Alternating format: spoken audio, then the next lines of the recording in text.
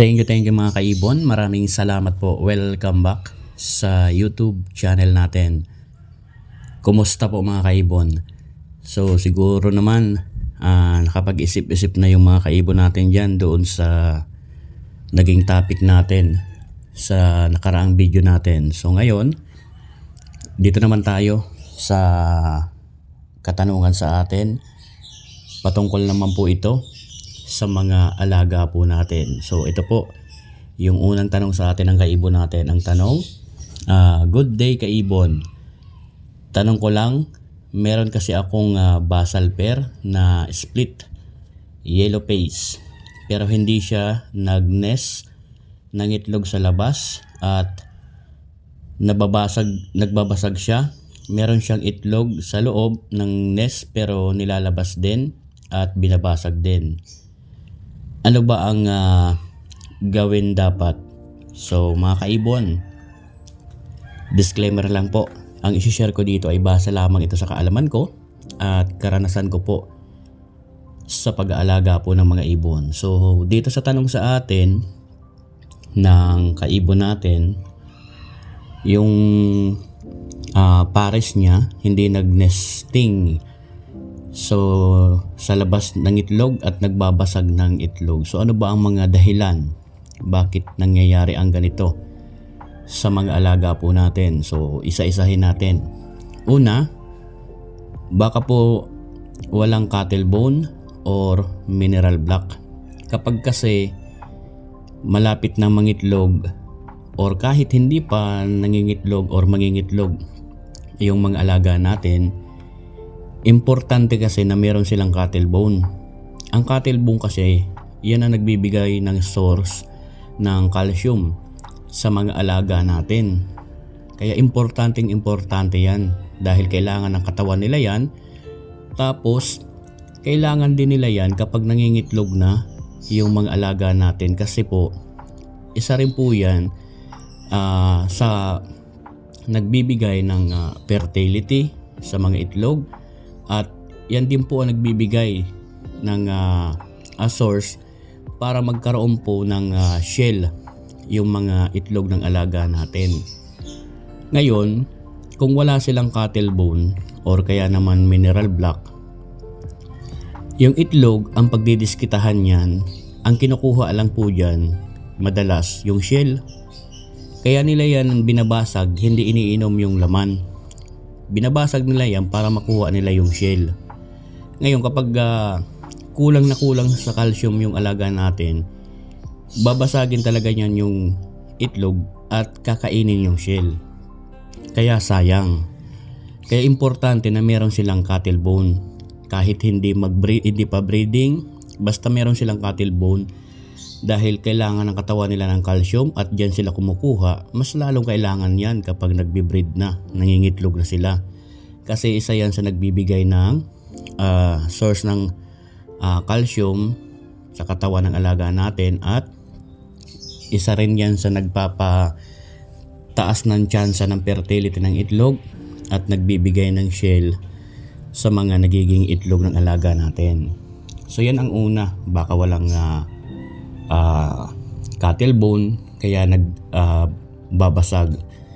Pangalawa, kung meron naman siyang cattle bone, baka po nai-stress yung alaga po ninyo. Kapag stress yung alaga ninyo, may time talaga na ginagawa nila yan. Binabasag yung itlog, lalong-lalo na po kapag yung itlog nila nahawakan po ninyo nang hindi po kayo nagsasawsaw ng kamay sa patuka bago humawak doon. Merong breeder na sensitibo. Kapag po nag-iba yung amoy ng itlog, minsan binabasag, minsan tinatabunan, minsan hinuhulog. Meron pong mga breeder na ganyan. Meron din breeder na masyadong sensitibo na kahit nakita lang niya na hinawakan yung itlog, hindi na po lilimliman, binabasag or kaya naman tinatabunan. So nai-stress ang breeder natin kapag kaganyan. So baka sensitibo yung breeder mo, wag mo pong silipin ng silipin, wag mo pong tingnan ng tingnan, lalong lalo na po wag mong hahawakan yung itlog. So yan po yung pangalawang posibleng rason.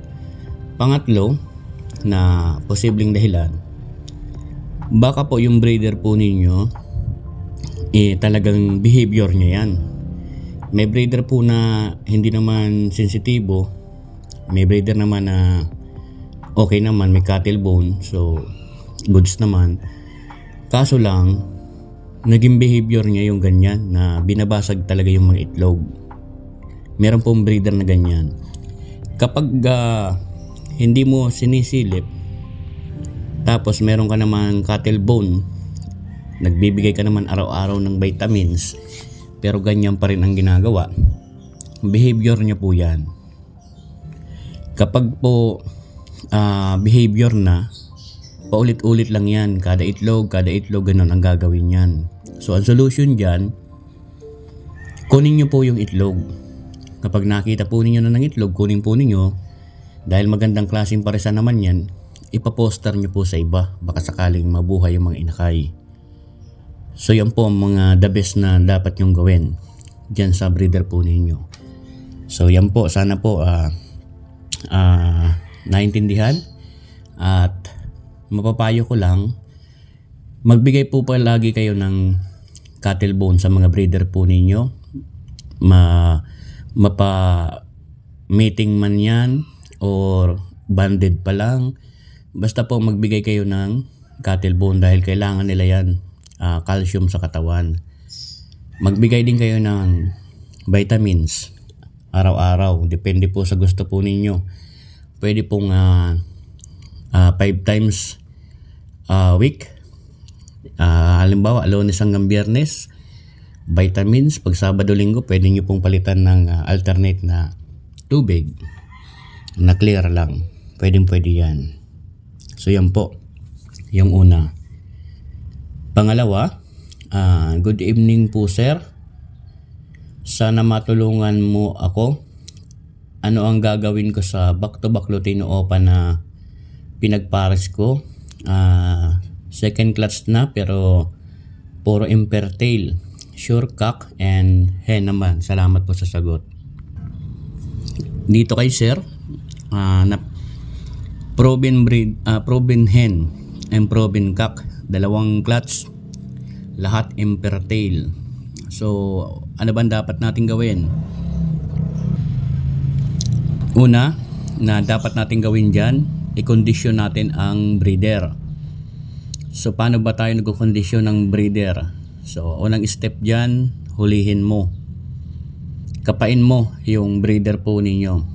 So kapag parehong payat, ang gagawin po natin, una, pupurgahin natin. Sa pagpurga naman mga kaibon, ang procedure dyan, halimbawa bukas magpupurga kayo, mamayang hapon alas 3 or alas 4, tanggalin nyo na po yung pakainan at yung painuman para mas maganda. Kinaumagahan, una po ninyong ibigay sa umaga tubig na may pamorga. So ang pamorga natin na ginagamit, hammer ng sagupaan. Sa isang breeder, sa isang ceramic bowl, 2 patak lang nun, and then isi-shake. Tapos ibigay na po sa breeder. Kapag naibigay na sa breeder, magantay ng mga 10 minutes. Pag nakita nyo nang nakainom na yung breeder po ninyo, sunod nyo na po yung pagkain. So magbilang kayo ng 4 na oras. Kapag naka-4 na oras na, tanggalin nyo na po yung binigay ninyong tubig na may pamorga. Tapos palitan po ninyo. Mas maganda kung meron kayong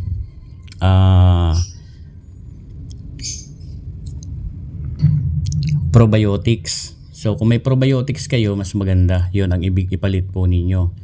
Kung wala naman, kahit na tubig na nilagyan lang ng dextrose powder para may masmasan lang yung ibon. So yan po ang dapat ninyong gawin. Purga kung payat yung ibon po ninyo, Tapos magpapalit tayo ng style ng patoka. Kung halimbawa ang binibigay po ninyo everyday African mix, so ang gagawin po ninyo, yung African mix, mag-a-add kayo doon ng sunflower at canary. So ang mix niyan, for example, kagaya ng mga patoka ng alaga natin, 3 kilo na African mix, 1 kilong sunflower, 1 kilo na canary.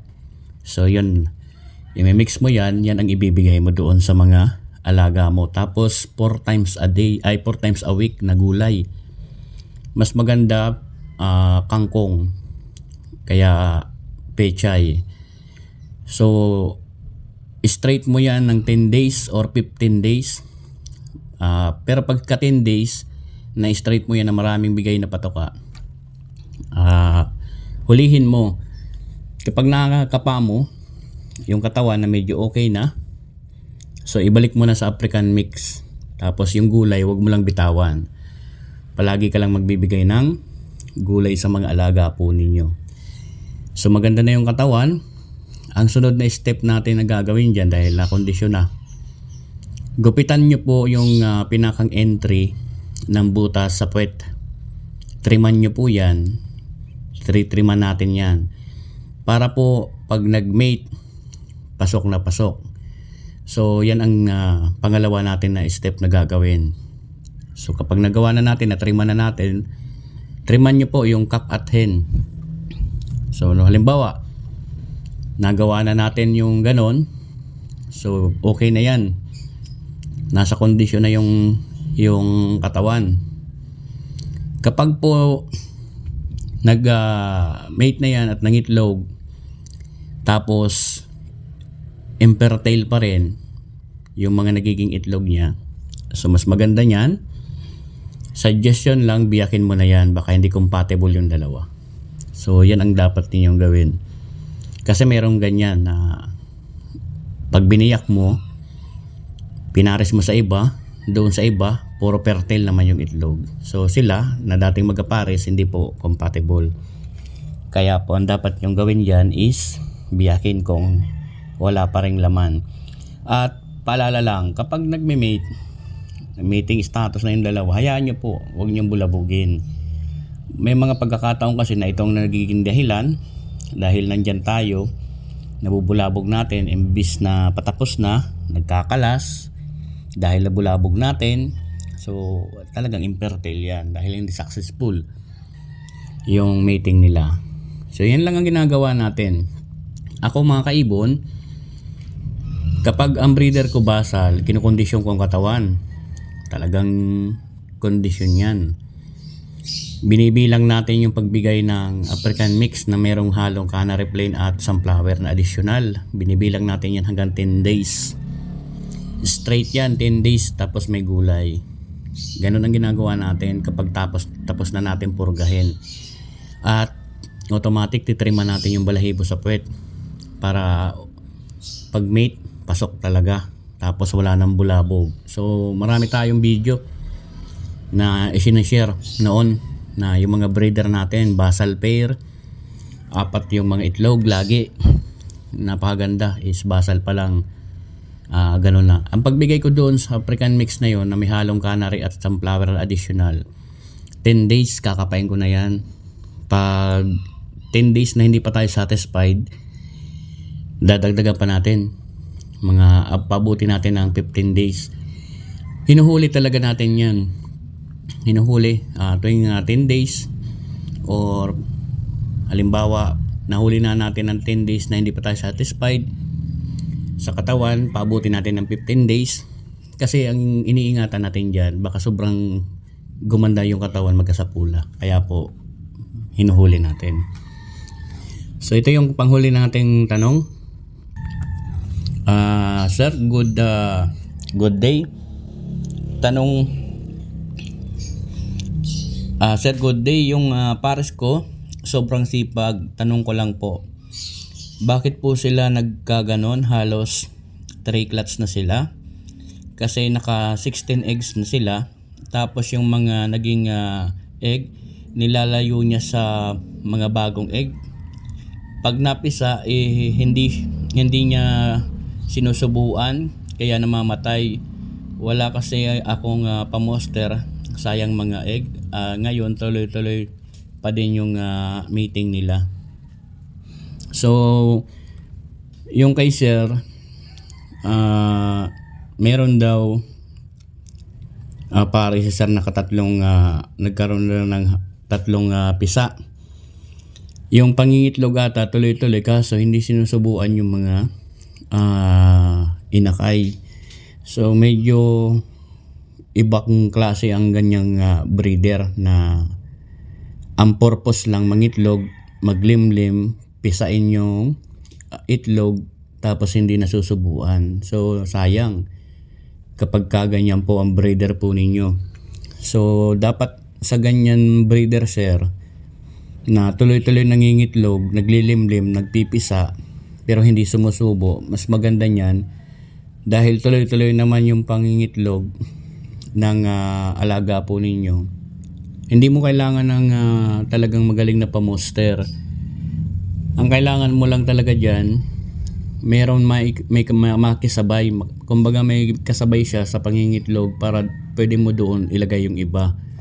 Kasi sayang naman kung palagi lang mangingitlog, maglilimlim, pipisa pero hindi susubo. Sayang kasi nagpipisa sana. Kaso lang kung hindi sumusubo, talagang mamamatay. Alanganin pating i-handfeed ang mga ganyang kaliliit pa, mga bagong pisa. Kaya mas maganda kung meron ka pong mga kasabay dyan na breeder na nangingitlog, pwede mong isabay doon, ilagay mo yung itlog. Baka sakali po na mapisa, mabuhay ng maayos. Meron po talagang ganyan na mga breeder na hindi nagsusubo. Tuloy-tuloy lang nangingitlog, tuloy-tuloy lang na pumipisa, pero hindi sila nagsusubo. Meron pong ganyan mga breeder. Lalo kung mature na yan, behavior na po nila yan. Ganyan na talaga yung ugali nila, itlog, limlim, pisa. So sayang. Kaya mas maganda talaga yan, wala tayong ibang choice na magagawa dyan. Mas maganda talaga may ano ka dyan, may kasabay sila sa pangingitlog, tapos ilagay mo doon yung mga itlog na fertile, baka sakaling mapisa. Kasi wala tayong kumbaga hindi na natin magagawa ng paraan niya na baguhin yung estratehiya ng breeder po ninyo dahil ugali na po nila yan at mahirap na pong baguhin yan. Ang the best lang dyan, kung may kasabay na nangingitlog, ilagay nyo po doon yung ibang mga itlog para mabuhay. Or kaya naman, halimbawa, yung ibang breeder po ninyo, sacrifice, may nauna kayong breeder na nagkaroon ng mga inakay, mga medyo maliliit pa, sacrifice, pwede mo ilagay doon yung mga napisa, baka sakaling masubuan, mabuhay, makasurvive. So yun po ang dapat natin gawin. So yun mga kaibon, sa mga nagtanong, sana po nasagot ko ng maayos. Maraming salamat po. Happy birthday po sa ating lahat. God bless po sa ating lahat mga kaibon.